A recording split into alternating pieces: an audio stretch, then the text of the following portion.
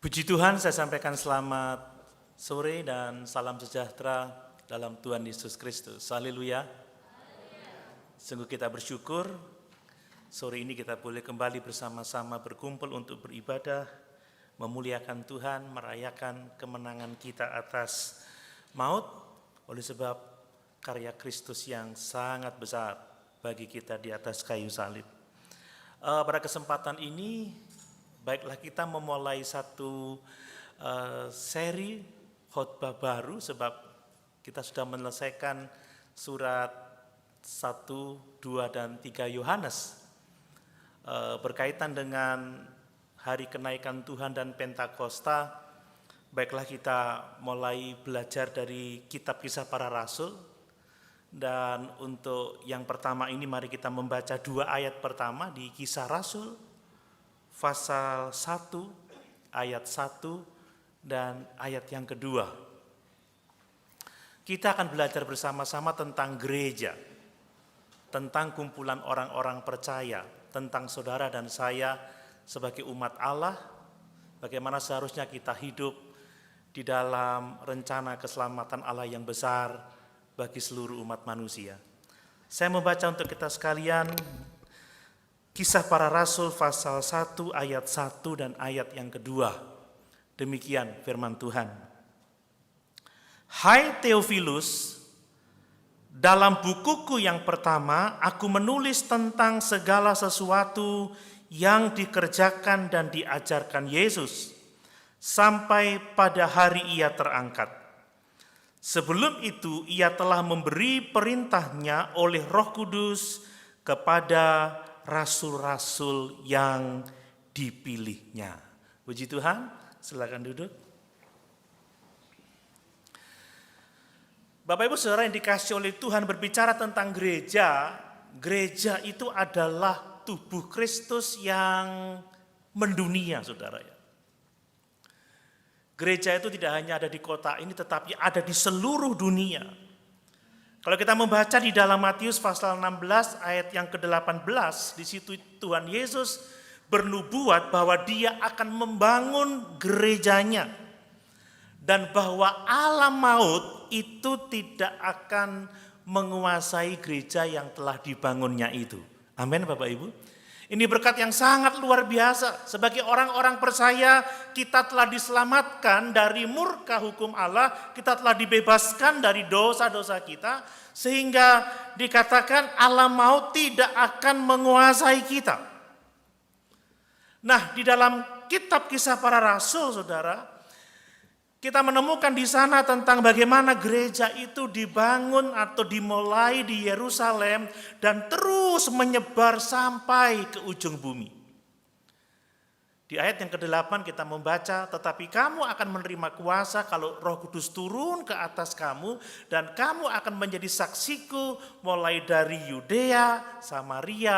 mulai dari Yerusalem, Yudea, Samaria dan sampai ke ujung bumi. Nah, di kitab Kisah Para Rasul kita membaca itu, menemukan itu, bagaimana gereja menyebar sampai ke ujung bumi. Bapak Ibu, kitab Kisah Para Rasul ini memberikan kepada kita hubungan yang sangat penting antara kitab-kitab Injil dengan surat-surat di dalam kitab Perjanjian Baru. Ya, kalau kita membaca di sana, di Kisah Para Rasul kita akan menemukan ada cukup banyak jawaban tentang pertanyaan-pertanyaan bagaimana sih iman Kristen itu mulai bertumbuh dari beberapa orang pengikut Kristus sampai menyebar ke Roma. Kita juga di sana menemukan jawaban tentang bagaimana Rasul Paulus, seorang Yahudi, saudara, seorang yang dulunya tidak percaya bahkan menolak kekristenan, tetapi menjadi Rasul Yesus Kristus yang sangat bersemangat, yang sangat militan. Dan kita juga membaca di kitab Kisah Para Rasul ini tentang bagaimana gereja mula-mula secara eksklusif dari orang-orang Yahudi kemudian menjangkau kepada bangsa-bangsa lain, sehingga sampai sekarang saudara dan saya menjadi bagian dari gereja Tuhan. Amin. Ini satu hal yang sangat penting untuk kita ketahui tentang Bagaimana gereja Tuhan itu, bagaimana kita harus hidup, bagaimana kita harus melayani Tuhan, bagaimana kita harus bertindak sesuai dengan rencana Allah dalam kehidupan kita. Nah, pada kesempatan ini saudara, kita akan memperhatikan 2 ayat yang pertama ini saudara. 2 ayat ini mengatakan kepada kita bahwa gereja, saudara dan saya, kumpulan orang-orang percaya dengan kuasa Roh Kudus dan dengan ketaatan kita kepada Allah, saudara, kita ini bertugas untuk mengerjakan dan mengajarkan apa yang telah Yesus mulai kerjakan dan ajarkan bagi umat manusia. Jadi kita membawa misi Yesus Kristus, sebagaimana Yesus telah mulai mengerjakan sesuatu bagi umat manusia, bagaimana Yesus telah mengajarkan sesuatu bagi umat manusia, sekarang itu menjadi tugas dan tanggung jawab saudara dan saya. Saudara, kita berkumpul di tempat ini untuk mengerjakan misi Tuhan. Amin. Amin Bapak Ibu. Kita tidak berkumpul atas inisiatif kita sendiri, atas kemauan kita sendiri, atas tujuan kita sendiri, tidak. Tetapi kita menjadi gereja dengan kuasa Roh Kudus, dengan taat penuh kepada Tuhan. Mari kita melakukan dan mengajarkan apa yang telah Tuhan lakukan dan ajarkan bagi umat manusia. Ini komitmen yang harus kita bangun sebagai gereja Tuhan. Nah, kalau kita melihat sedikit saudara ya, apa yang ditulis Lukas di dalam Injilnya, Injil Lukas. Saya sementara mengkhotbahkan seri Injil Lukas di kebaktian pagi dan tadi pagi sampai pada pasal 20. Kita membaca di sana tentang apa yang Yesus mulai kerjakan, tentang apa yang Yesus mulai ajarkan. Dan kita melihat bahwa pekerjaan Tuhan itu ternyata belum selesai, saudara. Pekerjaan Yesus itu ternyata belum selesai. Yesus diangkat ke surga. Tetapi pekerjaannya di bumi itu tidak berhenti, saudara. Tubuh Kristus atau gerejanya terus melakukan dan mengajarkan apa yang telah Yesus kerjakan, apa yang telah Yesus ajarkan. Jadi inilah gereja, saudara. Melakukan apa yang Yesus telah mulai. Mengajarkan apa yang Yesus telah mulai pada saat dia ada di atas muka bumi ini. Saudara, kita mengenal Yesus sebagai Allah di dalam daging manusia. Dia tinggal di antara kita. Dia menunjukkan kepada kita siapa Bapa itu, saudara. Nah, sementara Yesus ini benar-benar unik, sempurna di dalam segala pekerjaannya, maka kita diberi tugas untuk mewakilinya kepada dunia ini sebagai tubuhnya. Yesus telah mati di atas kayu salib menebus dosa-dosa kita. Dia telah dibangkitkan, dia telah naik ke surga. Tetapi pekerjaannya tidak berhenti sampai di situ. Setelah kenaikannya ke surga, tiba saatnya bagi saudara dan saya untuk meneruskan apa yang telah dia kerjakan, untuk meneruskan apa yang telah dia ajarkan, saudara. Kita mewakili Kristus di dunia ini. Amin. Amin. Saudara adalah saksi-saksi Yesus Kristus untuk memberitakan tentang siapa dia dan terus mengerjakan apa yang telah dia kerjakan dan terus mengajarkan apa yang Yesus telah ajarkan pada waktu itu. Jadi kekristenan yang tidak melakukan hal ini, saudara ya, gereja yang tidak menjadi wakil Kristus di dunia ini, gereja yang tidak mengerjakan pekerjaan Kristus yang telah dia mulai 2000 tahun yang lalu, gereja yang tidak mengajarkan pengajaran Yesus yang telah dia ajarkan 2000 tahun yang lalu, saudara, maka sesungguhnya kita adalah gereja palsu. Kita bukan gereja yang sejati. Mari, gereja, saudara dan saya, dengan kuat kuasa Roh Kudus, dengan ketaatan kepada Kristus, kita harus terus mengerjakan apa yang Yesus telah kerjakan. Amin. Amin Bapak Ibu. Dan kita harus terus mengajarkan apa yang Yesus telah ajarkan kepada kita. Mari, untuk kita bisa benar-benar memahami apa yang harus kita kerjakan, apa yang harus kita ajarkan, saudara. Pertama-tama kita harus memahami apa yang Yesus telah mulai lakukan dan ajarkan 2000 tahun yang lalu.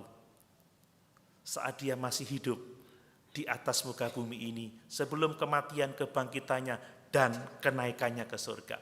Mari kita melihat beberapa hal itu. Apa yang Yesus telah kerjakan, apa yang Yesus telah ajarkan, supaya kita bisa melanjutkan pekerjaannya itu.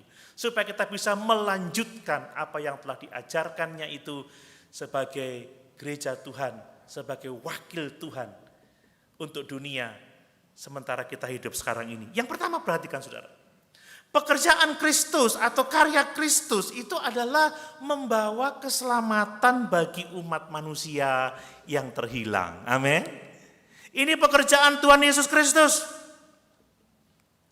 Bapak Ibu, kita mengenal Yesus sebagai pribadi yang benar-benar unik dalam sejarah ini, saudara.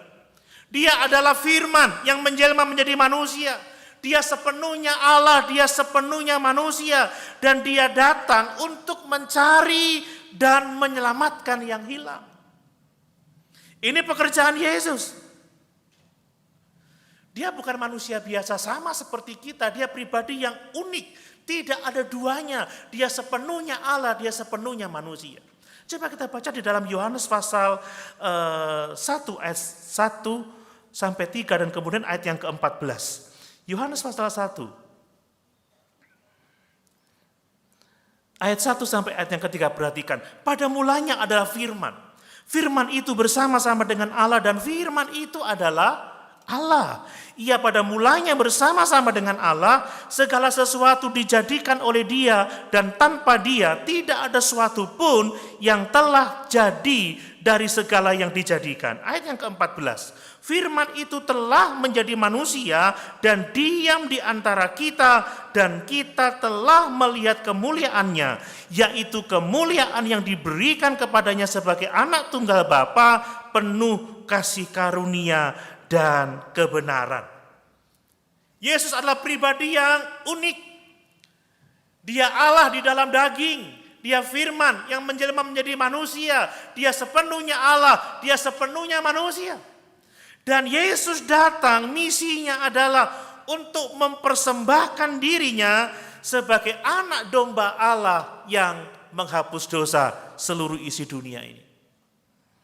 Bapak Ibu, ketika Yohanes Pembaptis ditanya sama murid-muridnya, dia menjawab apa? Lihatlah anak domba Allah yang menghapus dosa seluruh isi dunia ini.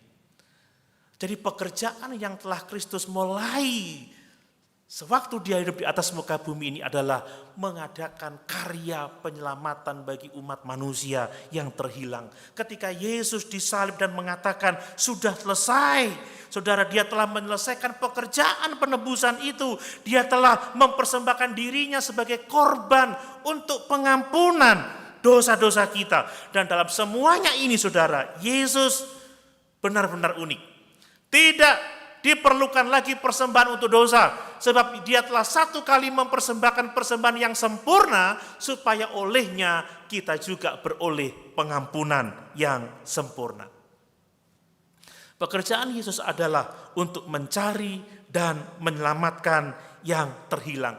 Dia berfokus untuk mendamaikan manusia yang berdosa dengan Allah yang kudus, dan dia melakukan itu dengan pengorbanannya di atas kayu salib dan pengajaran firman Tuhan yang terus dia beritakan selama dia hidup di atas muka bumi ini. Bapak Ibu saudara dikasih oleh Tuhan, gereja dengan kuat kuasa Roh Kudus dengan ketaatan adalah untuk meneruskan apa yang telah Yesus kerjakan. Apa itu saudara? Karya penyelamatan umat manusia.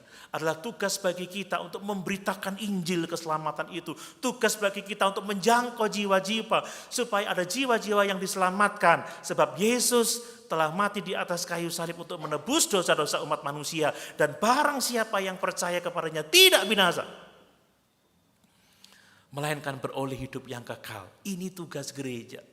Saudara, sangat disayangkan kalau gereja sudah tidak lagi fokus pada tugas penyelamatan ini. Saudara, Injil keselamatan, Injil kasih karunia, berita tentang pertobatan terus terus harus diberitakan. Karena itu misi Yesus. Itu yang dikerjakannya. Dan gereja harus meneruskan pekerjaan ini. Memberitakan Yesus. Memberitakan misi keselamatan. Menjangkau jiwa-jiwa. Nah, kebanyakan gereja sudah mulai fokus hanya dengan berkat. Bagaimana kita menjadi sukses. Menjadi seperti yang kita inginkan. Menikmati kebahagiaan. Menikmati kesenangan. Saudara, tidak salah menjadi sukses. Tidak salah menjadi bahagia. Semua orang menginginkan itu. Tetapi yang terutama sebagai gereja Tuhan, tugas kita adalah melanjutkan, meneruskan apa yang Yesus sudah kerjakan. Kita memberitakan Injil keselamatan itu. Amin. Amin. Kita menjangkau jiwa-jiwa supaya dia datang kepada Tuhan. Bagaimana dengan keluarga kita? Masihkah ada di antara mereka yang belum sungguh-sungguh percaya Yesus? Yang belum sungguh-sungguh diselamatkan? Bagaimana dengan lingkungan terdekat kita, bagaimana dengan tetangga kita, bagaimana dengan teman-teman kita. Apakah mereka sudah mendengarkan Injil keselamatan itu, mendengarkan Injil Yesus Kristus itu. Saudara, kebanyakan kita kalau ketemu dengan orang-orang yang lain yang kita bicarakan bukan soal keselamatan, bukan soal Kristus, tetapi soal-soal yang tidak berkaitan dengan hidup kekekalan itu. Kita biasanya hanya fokus kepada perkara-perkara dunia ini. Tetapi mari saudara kita diingatkan sore hari ini bahwa gereja dengan kuat kuasa Roh Kudus, gereja dengan ketaatan kepada firman Kristus, kita meneruskan pekerjaan yang telah dimulainya. Apa saudara? Menyelamatkan umat manusia dari dosa-dosa mereka. Dan sebagai gereja, setelah Yesus naik ke surga, kitalah yang harus melanjutkan pekerjaan itu. Apa kata Tuhan Yesus? Pergi, jadikanlah semua bangsa muridku. Baptislah mereka di dalam nama Bapa, Putra, dan Roh Kudus. Dan ajarlah mereka melakukan segala sesuatu yang telah kuajarkan kepadamu. Ini tugas kita. Dan kalau gereja tidak melakukan ini, kita bukan gereja sejati, saudara. Karena gereja adalah meneruskan, melanjutkan apa yang telah Yesus kerjakan, yaitu menyelamatkan jiwa-jiwa. Hal yang kedua, saudara, pekerjaan Kristus dalam penyelamatan ini, saudara, ini akan terus berlanjut hanya melalui gerejanya yang taat, saudara. Pekerjaan penyelamatan tidak akan dapat dikerjakan oleh gereja yang mengerjakan misinya sendiri, yang mengerjakan agendanya sendiri, yang mengerjakan rencananya sendiri. Pekerjaan Kristus dalam penyelamatan jiwa-jiwa hanya akan dapat terus berlanjut melalui gereja Tuhan yang taat. Terutama taat kepada misi amanat agung Tuhan Yesus Kristus untuk memuridkan segala bangsa, untuk menjangkau jiwa-jiwa, untuk mewartakan Injil keselamatan itu. Saudara, kita membaca di dalam ayat yang ketiga dan yang keempat di dalam Kisah Rasul pasal yang pertama, bahwa sebelum Yesus naik ke surga, dia memberikan perintah pada rasulnya. Coba kita baca lagi ayat yang kedua, saudara. Kisah Rasul pasal 1 ayat yang kedua. Sampai pada hari ia terangkat, sebelum itu ia telah memberi perintahnya oleh Roh Kudus kepada rasul-rasul yang dipilihnya. Bapak Ibu yang dikasihi oleh Tuhan, perintah yang diberikan kepada rasul ini, saudara, ini bisa menunjuk kepada semua yang telah Tuhan perintahkan kepada mereka selama 3 tahun pelayanannya di atas muka bumi ini. Tetapi perintah yang dimaksud dalam ayat ini juga, itu biasanya berfokus kepada amanat agung Tuhan Yesus Kristus. Untuk mulai pergi, memberitakan Injil, memuridkan, membaptiskan, dan mengajarkan kebenaran kepada orang-orang yang telah diselamatkan. Nah, kalau kita membaca kitab Kisah Para Rasul dengan lebih teliti, saudara, maka jelas bahwa para rasul, gereja mula-mula itu tidak mengerjakan urusan mereka sendiri. Enggak, saudara.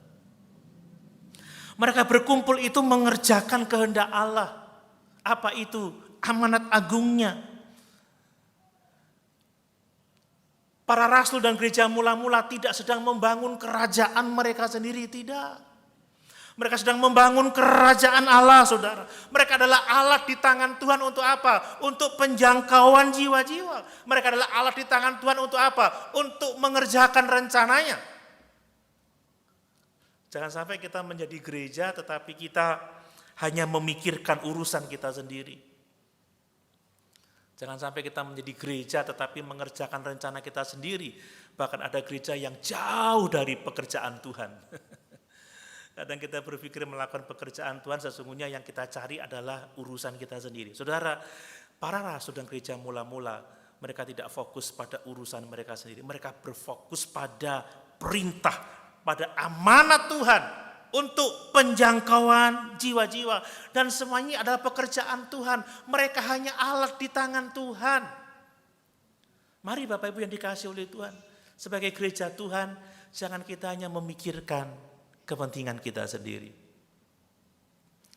Jangan kita hanya fokus pada urusan kita, rencana kita, maunya kita seperti apa.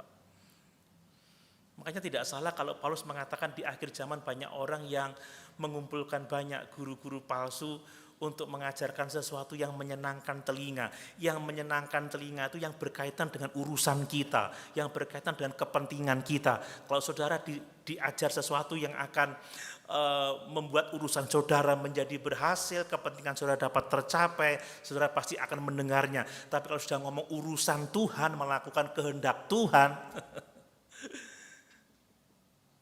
mengorbankan kepentingan sendiri untuk Tuhan, biasanya orang sudah mulai nggak semangat, saudara. Buktinya aja kalau ingin diberkati, ingin sukses, amennya gede. Ingin melakukan pekerjaan Tuhan, menyangkut jiwa-jiwa, nggak ada amennya, seringkali seperti itu. Saudara, gereja yang sejati tidak melakukan urusannya sendiri. Amin. Kita berkumpul tidak untuk kepentingan kita. Kita berkumpul untuk melayani Tuhan, untuk mengerjakan apa yang telah Dia kerjakan, untuk mengajarkan apa yang telah Dia ajarkan. Kita adalah alat di tangan Tuhan. Sebagaimana para rasul, gereja mula-mula juga adalah alat di tangan Tuhan. Mari kita memberikan diri kita sebagai alat di tangan Tuhan untuk mencapai tujuannya, untuk mencapai rencananya. Dan inilah tujuan Tuhan membangun gerejanya, saudara. Kalau Bapak Ibu mau membaca secara berurutan nanti kisah para rasul, dan saya akan coba menyampaikan secara berseri, saudara. Ketika kita membaca tentang bagaimana murid-murid memilih pengganti Yudas, sebenarnya bukan mereka yang memilih, tetapi Tuhanlah yang memilih pengganti Yudas. Ketika Petrus menjelaskan tentang fenomena bahasa roh dalam kisah pasal yang kedua, dia memperjelas bahwa Yesus yang telah bangkit itulah yang melakukan semuanya itu. Bukan pekerjaan mereka. Ketika mereka berbicara tentang pertumbuhan jumlah jemaat, berbicara tentang pertumbuhan gereja, apa yang kita baca, Tuhanlah yang menambahkan jumlah mereka dengan jiwa-jiwa yang diselamatkan. Bukan mereka yang menambah jiwa, tapi Tuhanlah yang menambahkan jiwa-jiwa pada persekutuan mereka. Mereka hanya alat di tangan Tuhan. Amin. Amin, Bapak Ibu. Ini penting. Ya, ketika Petrus menyembuhkan seseorang di dekat gerbang bait suci, seorang yang lumpuh di sana. Dia menegaskan bahwa orang itu sembuh karena kuasa Yesus, orang Nazaret itu. Dia berkata apa? Emas dan perak tidak ada padaku, tetapi dalam nama Yesus berjalanlah. Bapak Ibu, Petrus adalah alat di tangan Tuhan. Amin. Dan seharusnya kita juga menjadi alat di tangan Tuhan. Saya bisa saja sore ini memilih topik yang menyenangkan. Tapi saya memilih menjadi alat di tangan Tuhan untuk menyampaikan apa yang sesungguhnya Tuhan ingin kita dengar, ingin kita perhatikan, ingin kita lakukan, saudara. Ketika kita membaca tentang pertobatan Paulus atau Saulus sebelum dia diberi nama Paulus, saudara, jelas yang menobatkan dia bukan manusia, yang menobatkan dia sepenuhnya Tuhan. Allah Yesus menjumpai dia di jalan menuju ke Damsyik dan membuat dia bertobat, mengaruniakan iman kepada Paulus dan memberikan tugas pelayanan kepada Rasul Paulus. Maka saya membaca di sini semua yang dicatat di seluruh kitab kisah para rasul, manusia itu hanya alat di tangan Tuhan. Amin. Saudara, kalau kita bisa terjadi ini dan itu untuk pekerjaan Tuhan, bukan karena kuat dan gagah kita, karena Tuhan bekerja melalui kita. Makanya pekerjaan Tuhan, ajaran Tuhan itu hanya akan berlanjut pada gereja yang taat kepada Tuhan. Saudara mau melihat rencana kita terjadi atau mau melihat rencana Tuhan digenapi? Sebagai gereja, kita mau melihat rencana Tuhan digenapi. Amin. Bukan rencana saya. Saya tidak boleh, saudara, menjalankan agenda saya. Saya nggak boleh menjalankan rencana saya nggak boleh menjalankan kepentingan saya. Saya ada di mimbar ini untuk menjalankan agenda Tuhan, kepentingan Tuhan. Saya hanya alat di tangan Tuhan. Makanya saudara harus benar-benar memahami Alkitab, memahami kehendak Tuhan supaya kita tidak tersesat ya di dalam perjalanan hidup kita menantikan kedatangan Tuhan kembali itu, saudara. Sekali lagi, manusia, saudara dan saya, gereja adalah alat di tangan Tuhan.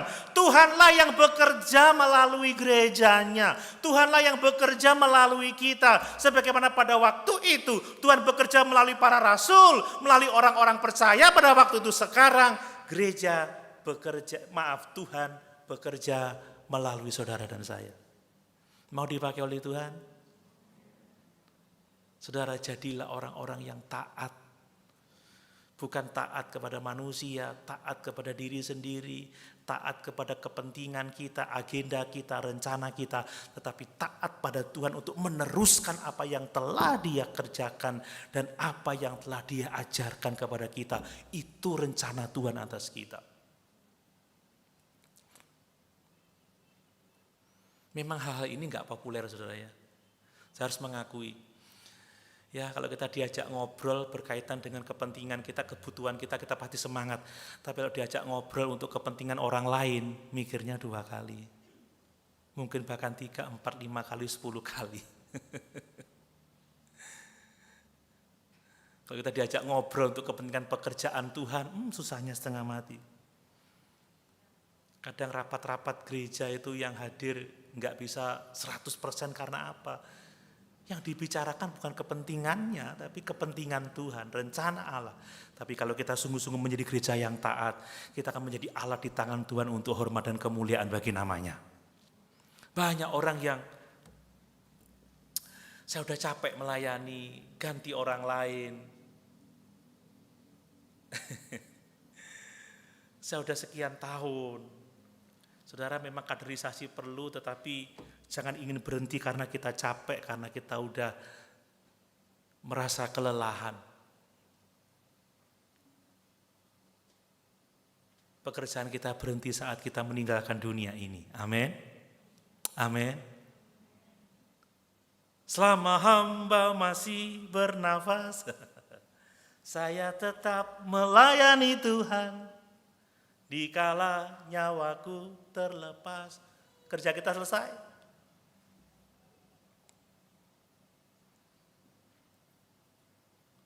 Mari saudara, pekerjaan Yesus, apa yang diajarkan Yesus akan terus berlanjut melalui apa? Melalui gereja yang taat kepadanya. Yang ketiga, saudara. Nah, pekerjaan Kristus ini berlanjut saat Tuhan itu memakai orang-orang yang dipilihnya, saudara. Ini yang harus kita perhatikan dengan baik-baik. Coba kita baca lagi ayat yang kedua, saudara. Dari Kisah Rasul pasal yang pertama. Sampai pada hari Ia terangkat, sebelum itu Ia telah memberi perintahnya oleh Roh Kudus kepada rasul-rasul yang dipilihnya. Bapak Ibu Saudara yang dikasihi oleh Tuhan, pekerjaan Tuhan hanya akan terus berlanjut pada gereja yang taat melalui siapa? Melalui orang-orang yang dipilihnya.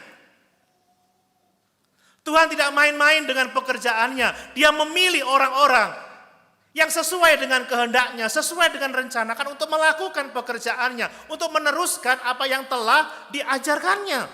Saudara, Lukas memulai dengan menyatakan bahwa Kristus itu telah memilih para rasul. Rasul-rasul yang dipilihnya. Saudara, Lukas ingin kita tahu bahwa para rasul bukanlah orang-orang yang mengangkat dirinya sendiri untuk menjadi rasul. No, tidak sama sekali. Mereka adalah orang-orang yang dipilih oleh Tuhan untuk menjadi rasul-rasulnya. Mereka bahkan bukan seorang sukarelawan, tetapi mereka dipilih untuk pekerjaan itu. Mereka adalah hamba-hamba Tuhan. Seorang rasul itu bukan sukarelawan, saudara. Seorang pelayan Tuhan itu bukan sukarelawan. Mereka adalah hamba-hamba Tuhan, saudara.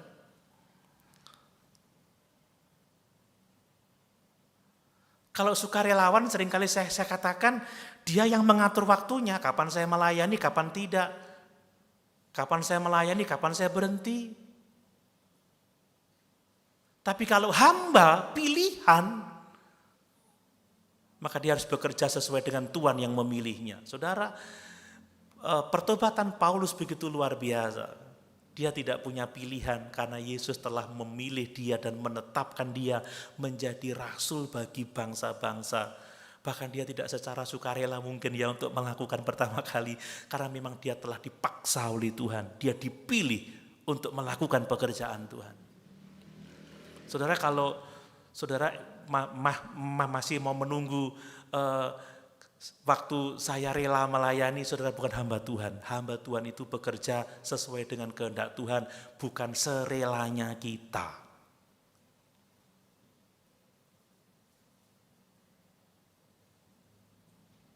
Amin, Bapak Ibu.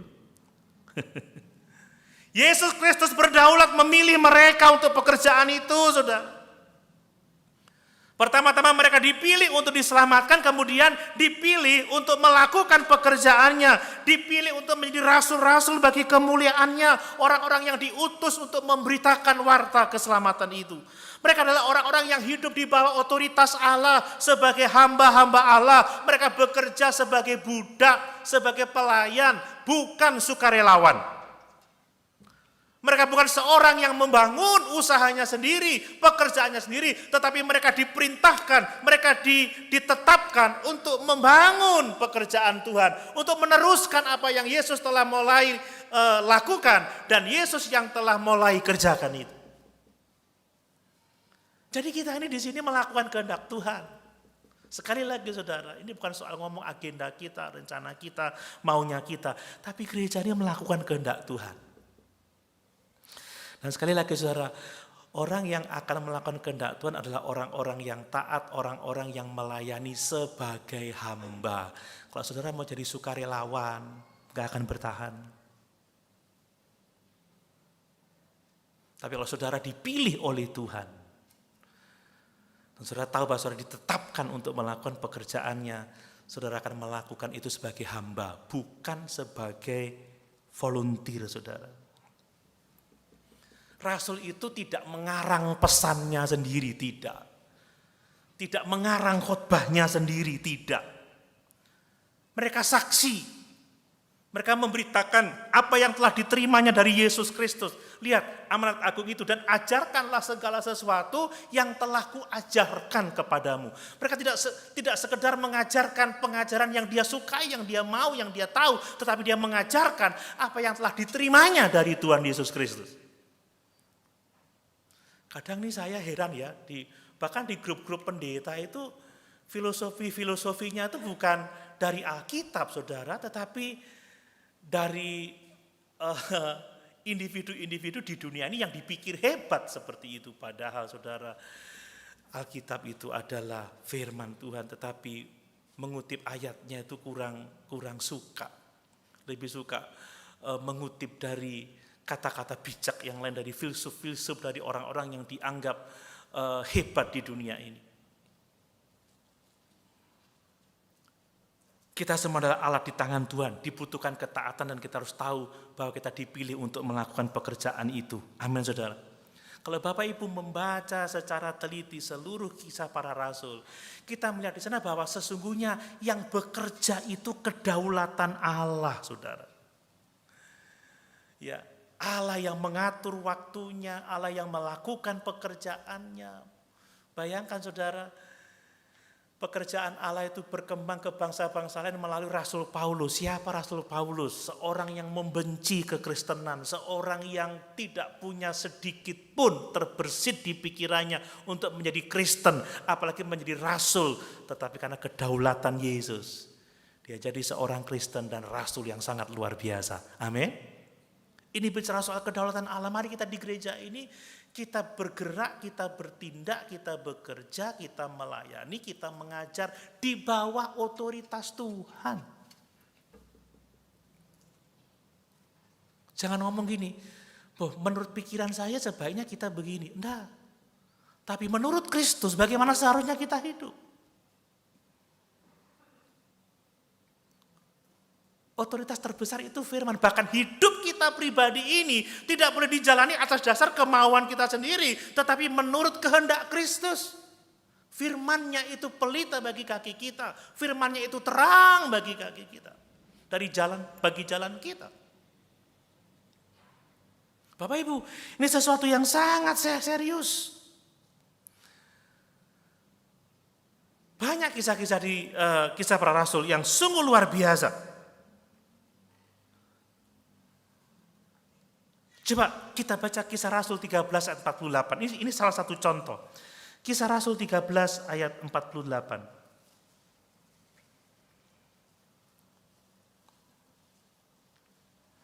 Ya. Lihat, mendengar itu bergembiralah semua orang yang tidak mengenal Allah dan mereka memuliakan firman Tuhan. Dan semua orang yang ditentukan Allah untuk hidup yang kekal menjadi percaya. Apa yang kita lihat? Keselamatan mereka itu kedaulatan Allah.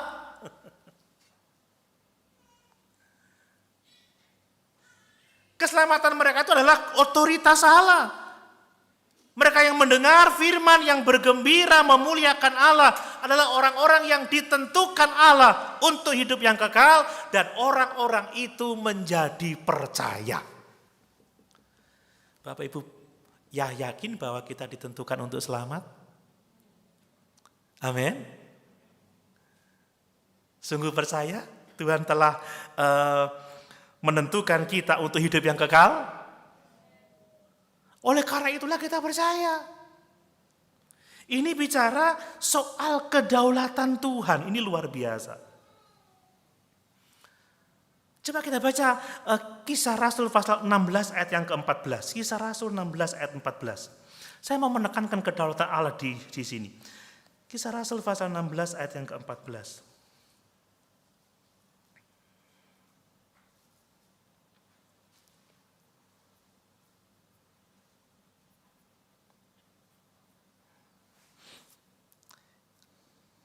Oke, ini ketika Paulus ada di Filipi sementara dia berkhotbah, ada seorang perempuan yang bernama Lydia, dia bertobat karena pertolongan Tuhan. Saya membaca ayat yang ke-14, Kisah Rasul pasal yang ke-16. Seorang dari perempuan-perempuan itu yang bernama Lydia turut mendengarkan, ia seorang penjual kain ungu dari kota Tiatira yang beribadah kepada Allah. Tuhan membuka hatinya sehingga ia memperhatikan apa yang dikatakan oleh Paulus. Ayat 15, sesudah ia dibaptis bersama-sama dengan seisi rumahnya, ia mengajak kami katanya, jika kamu berpendapat bahwa aku sungguh-sungguh percaya kepada Tuhan, marilah menumpang di rumahku. Ia mendesak kami sampai kami menerimanya. Saudara, Lydia ini seorang yang menyembah Allah, seorang yang beragama Yahudi. Ketika mendengar khotbah Paulus, Tuhan membuka hatinya dan membuat dia memperhatikan firman Tuhan dan beroleh iman.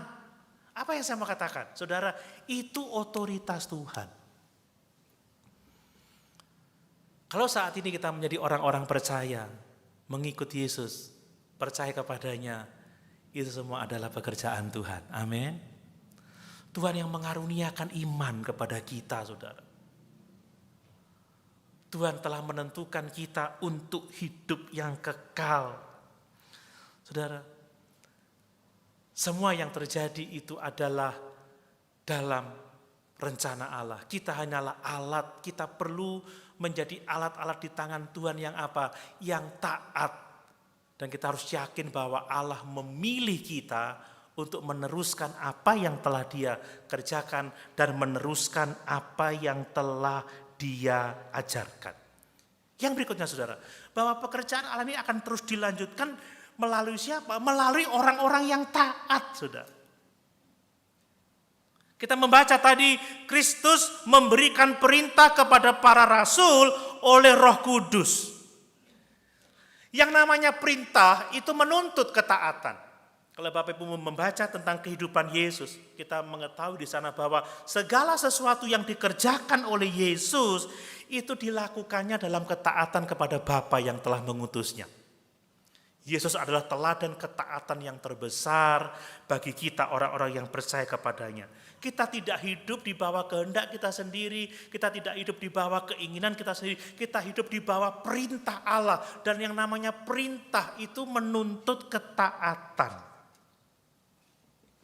Dan hanya dengan mentaati perintah Allah, saudara, kita akan terlibat dalam pekerjaan pelayanan.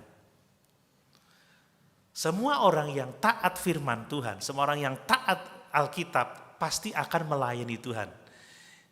Amin Bapak Ibu. Seseorang yang gak melayani Tuhan itu gak taat, saudara. Karena firman Tuhan ini memanggil kita untuk mengasihi Tuhan dan mengasihi sesama.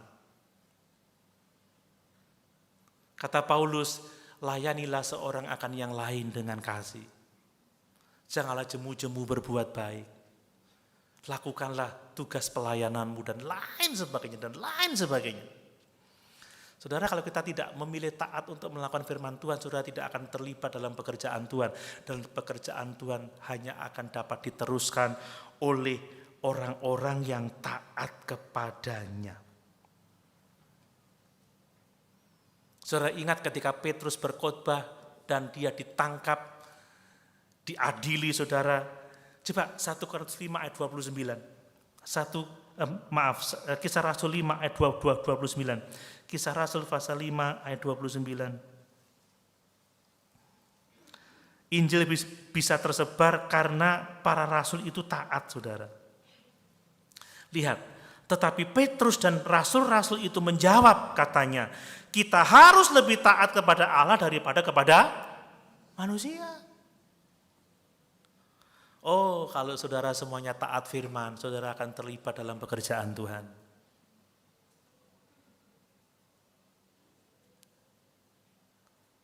Tapi orang-orang yang tidak taat nggak akan melakukan apa-apa, saudara. Karena pekerjaan Tuhan hanya akan dapat terus berlanjut melalui ketaatan. Para rasul taat sekalipun mereka dianiaya.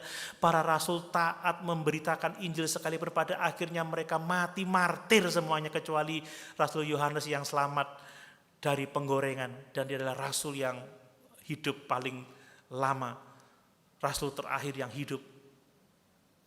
Dia telah menuliskan Injil Yohanes juga surat 1, 2, dan 3 Yohanes. Mereka taat sampai mati. Taat pada firman Allah. Sekali lagi saudara, pekerjaan Allah hanya dapat terus berlanjut pada orang-orang pilihannya. Saudara dan saya adalah orang-orang yang dipilih Tuhan untuk meneruskan pekerjaannya. Amin. Dan pekerjaan Kristus, pengajaran Kristus hanya akan terus berlanjut melalui orang-orang yang taat. Mari taat. Kalau saudara taat firman, saudara akan terlibat di dalam pekerjaan Tuhan. Yang berikutnya, bahwa pekerjaan Allah itu akan terus berlanjut kepada orang-orang yang dipenuhi dengan Roh Kudus. Coba kita baca lagi Kisah Rasul pasal 1 tadi, saudara. Ya. Saya baca ayat yang keempat. Pada suatu hari ketika ia makan bersama-sama dengan mereka, ia melarang mereka meninggalkan Yerusalem dan menyuruh mereka tinggal di situ menantikan janji Bapa. Yang demikian katanya, telah kamu dengar daripadaku, sebab Yohanes membaptis dengan air, tetapi tidak lama lagi kamu akan dibaptis dengan Roh Kudus. Dan kita membaca di dalam ayat yang ke-8, tetapi kamu akan menerima kuasa kalau Roh Kudus turun ke atas kamu dan kamu akan jadi saksiku. Dan di dalam Kisah pasal yang kedua, mereka semua penuh dengan Roh Kudus. Gereja dibangun saat Pentakosta, saat pencurahan Roh Kudus, dan pekerjaan Kristus terus berjalan, pengajarannya terus disampaikan oleh orang-orang yang penuh dengan Roh Kudus. Perbedaan para murid sebelum Pentakosta dan sesudah Pentakosta adalah bahwa mereka penuh dengan Roh Kudus. Sebelum mereka penuh dengan Roh Kudus, saudara, pada saat penyaliban Yesus, Petrus menyangkal Yesus. Murid-murid kalang kabut, mereka kocar kacir, lari meninggalkan Yesus, tidak percaya pada kebangkitan Yesus. Tetapi setelah Pentakosta, setelah mereka penuh dengan Roh Kudus, maka mereka menjadi rasul-rasul yang berani meneruskan pekerjaan Yesus dan meneruskan pengajaran Yesus. Kalau Bapak Ibu Saudara tidak penuh Roh Kudus, saya tidak penuh Roh Kudus, tidak dipimpin oleh Roh Kudus, kita tidak bisa melakukan pekerjaan Kristus. Hanya orang-orang yang dipimpin oleh Roh Kudus yang akan melakukan pekerjaan Tuhan. Saudara, Roh Kudus itu kita terima saat keselamatan. Saat kita percaya Dia, kita dimeteraikan dengan Roh Kudus. Setiap orang percaya telah menerima karunia Roh Kudus. Tetapi setiap hari kita harus terus belajar berjalan di dalam kuasa Roh. Kita harus hidup di dalam pimpinan Roh, taat pada kehendak Roh.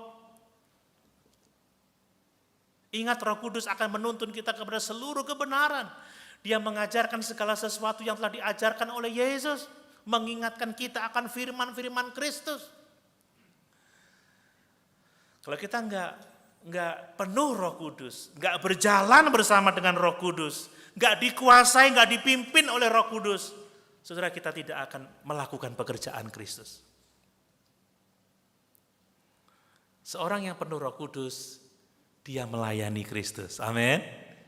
Inilah yang perlu kita ketahui. Kemudian bahwa pekerjaan Kristus, pengajaran Kristus hanya akan dapat terus berlanjut pada kehidupan orang-orang yang mau bekerja sama dengan orang-orang lainnya, yang mau hidup di dalam persekutuan, saudara. Memang kita membaca di Kisah Para Rasul yang menjadi tokoh besar yang dibicarakan adalah Petrus dan Paulus. Tetapi kita tahu bahwa mereka bukanlah orang-orang yang bekerja sendiri. Ada teman-teman Petrus, ada rekan-rekan kerja Paulus. Mereka adalah orang-orang yang tahu bekerja sama untuk melakukan pekerjaan Tuhan. Ada begitu banyak karakter di dalam kitab Kisah Para Rasul. Paling tidak ada 100 nama di dalam kitab Kisah Para Rasul. Menunjukkan bahwa pekerjaan Kristus itu dikerjakan oleh kumpulan orang-orang yang mau bekerja bersama-sama untuk melakukan pekerjaan Tuhan, untuk meneruskan pengajarannya. Saudara, jangan biarkan para pelayan ini bekerja sendiri. Mari kita saling support untuk melakukan pekerjaan Tuhan. Amin. Amin. Saya lumayan sibuk ini. Minggu-minggu, hampir setiap minggu saya keluar kota. Untuk pemberitaan firman. Dan saya bisa melakukan itu karena support dari jemaat. Kalau tidak ya, seperti tadi pagi saya katakan, Tuhan begitu mengistimewakan kita, memberikan kita firman, memberikan kita berkat waktu untuk hal-hal rohani. Maka sudah seharusnya kita melayani Tuhan dan melakukan pekerjaannya. Amin. Kita menggunakan fasilitas yang Tuhan berikan kepada kita untuk apa? Untuk meneruskan apa yang telah Yesus kerjakan dan untuk meneruskan apa yang telah Dia ajarkannya. Dan itu menjadi tanggung jawab orang-orang yang mau bekerja sama. Mari kita bergandeng tangan untuk melayani Tuhan. Amin. Amin. Dan yang terakhir, saudara, pekerjaan Kristus, pengajaran Yesus hanya akan terus berlanjut dalam kehidupan orang-orang yang percaya pada kuasa firman. Ini yang paling penting juga, saudara. Saudara, kalau kita membaca kisah para rasul, kita akan menemukan di sana bahwa kisah para rasul ini mengemukakan tema utama, yaitu kuasa firman Allah. Gereja harus mengajarkan apa yang telah Yesus ajarkan. Gereja harus melakukan apa yang telah Yesus lakukan. Ini bicara soal kuasa firman. Saudara, kalau saya tidak percaya pada kuasa firman, saya nggak akan mengajarkan teks ini. Saya nggak perlu susah-susah untuk menafsirkannya, nggak perlu susah-susah untuk membangun khotbah seperti ini. Saya cukup mengatakan sesuatu yang baik, yang menyemangati, yang mendorong saudara untuk memiliki semangat dalam hidup ini. Selesai. Tapi saya percaya pada kuasa firman. Dan para rasul percaya pada kuasa firman. Jemaat yang percaya pada kuasa firman pasti akan melakukan pekerjaan Kristus. Amin. Jemaat yang percaya pada kuasa firman akan suka mendengarkan firman-firman Kristus yang disampaikan.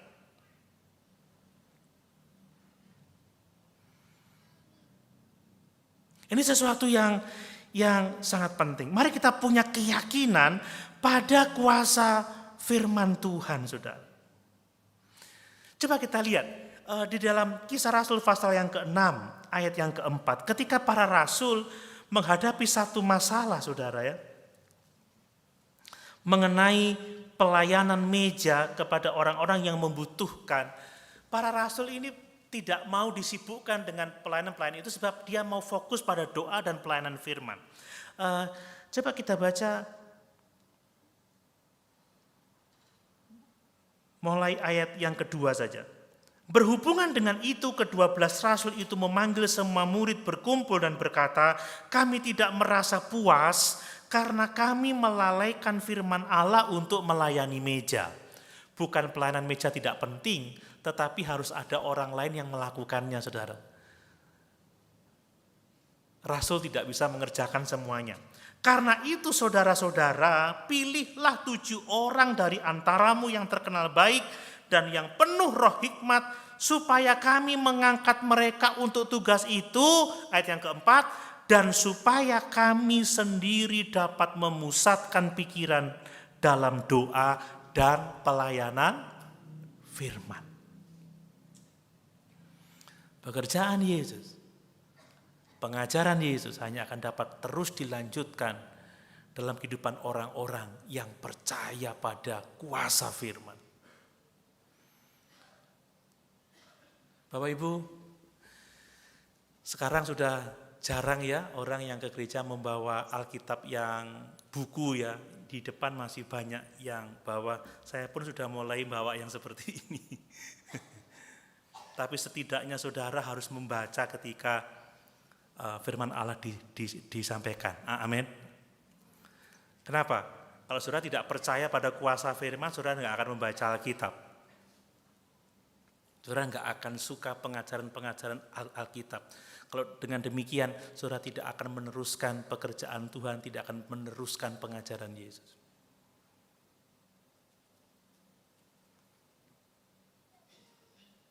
Mari, gereja itu adalah kumpulan orang percaya yang diselamatkan oleh Tuhan untuk meneruskan apa yang telah Yesus kerjakan, yaitu penjangkauan jiwa-jiwa, penyelamatan umat manusia, dan untuk meneruskan apa yang telah Yesus ajarkan, firman kebenaran. Amin. Amin. Dan mari saudara, Tuhan akan memakai kita kalau kita siap untuk melakukan apa yang menjadi tugas dan tanggung jawab kita bersama. Pekerjaan Tuhan hanya akan terus berlanjut, saudara. Ya, melalui gerejanya yang mau taat menjadi alat Tuhan untuk melakukan pekerjaannya. Orang-orang yang mau dipimpin oleh Roh Kudus, orang-orang yang mau mengakui kuasa firman Allah. Dan kalau kita melakukan itu, percayalah bahwa bukan agenda kita yang akan terlaksana, bukan keinginan kita, bukan rencana kita, tetapi rencana Tuhan yang digenapi di atas muka bumi ini. Amin. Mari sama-sama kita berdiri.